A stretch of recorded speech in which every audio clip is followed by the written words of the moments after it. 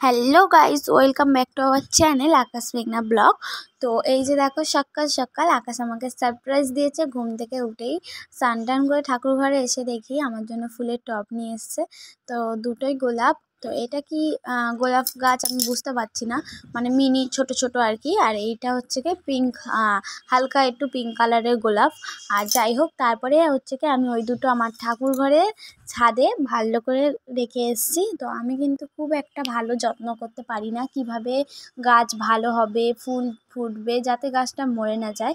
তো তোমরা একটু জানিও আমাকে, যারা যারা জানো আর কি। আসলে আমি ফার্স্ট টাইম গাছ দিলাম, জানি না কি হবে। তো তারপরে এখানে দেখো পুজো দেওয়া হয়ে গেছে আমার, ঠাকুর পুজো দিচ্ছিলাম। তো পুজো দেওয়ার পরে এখানে আম্মা রান্না করছে।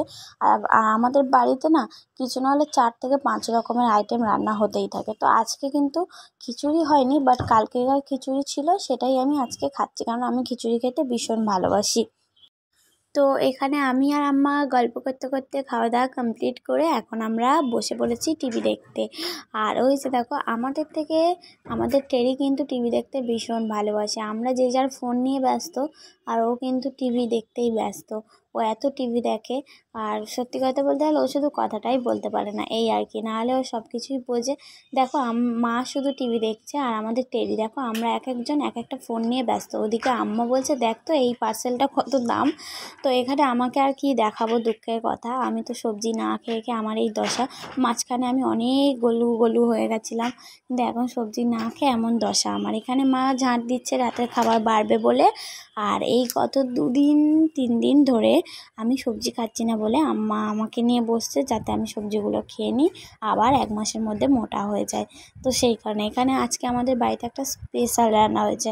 সেটা হচ্ছে কি ইলিশ মাছ বেগুন দিয়ে ঝোল, আর আরও অনেক কিছু হয়েছে, বাট আমি শুধু ঝোল দিয়েই খাবো। ডিমের ঝালও হয়েছে আজকে। চলো খাওয়া দাওয়া করে দেখা হচ্ছে। তো এখানে খাওয়া দাওয়া কমপ্লিট।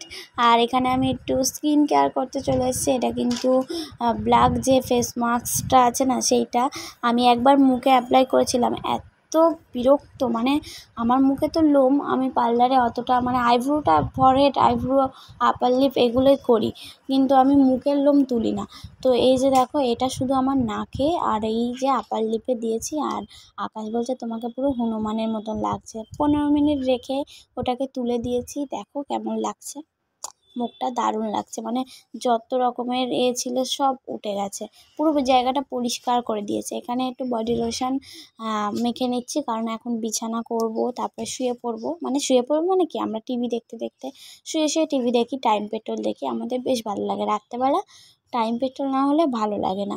তো এখানে বডি লোশনটা অ্যাপ্লাই করে নিচ্ছি।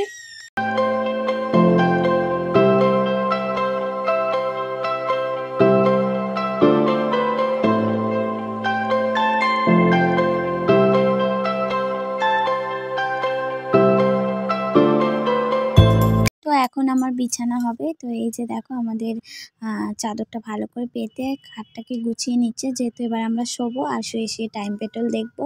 আর ওইদিকে আম্মা দেখো কি ডকুমেন্টসগুলো বের করে কি খোঁজাখুঁজি করছে এত রাতে। আর এই যে দেখো, পুচুকে দেখো, আমি ভিডিও করছি আর আমাদের টেরি কিন্তু ঘাড় বেঁকিয়ে দেখছে যে আমি কি করছি ক্যামেরা নিয়ে, বারবার কেন ওকে দেখাচ্ছি আমি।